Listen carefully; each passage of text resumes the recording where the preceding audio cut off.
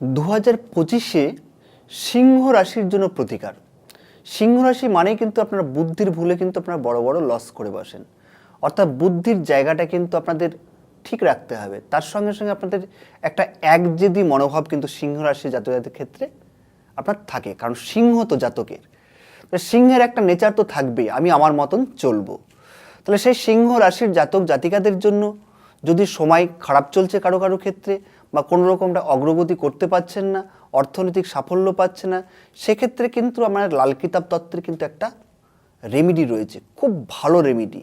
গম 250 গ্রাম গম নেবেন এবং সানডে অর্থাৎ রবিবারের দিন আপনারা গঙ্গা বা যে কোনো স্রোতের জলে কিন্তু আপনারা সেই স্রোতে ঢেলে দেবেন, দিয়ে ওম সূর্যায় নমঃ এই রবিবারের দিন করলে দেখবেন সিংহ রাশির জাতক জাতিকারা প্রচুর পরিমাণে উপকার পাবেন এবং আপনারা ভালো থাকবেন। আগামীতে আপনাদের রাশির যে সমস্যা, সেই সমস্যা থেকে মুক্ত লাভ হবেন।